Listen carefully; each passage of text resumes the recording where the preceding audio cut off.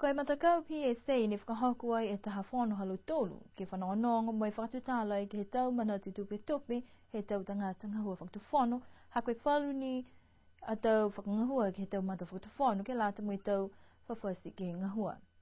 Pe he matakau PSA kua lata mo e umoi alu tolu ke whakatuwhono, ke liwe whawhasianga onu fulu tau, ke tuku i lata mata whakatuwhono, kai ua tō hefo ke he limu fulu malima. Pe he whakalo tōru koe taha meana ni kua liu ono atu ki ai e whakatuwhono ki ua lahi e tau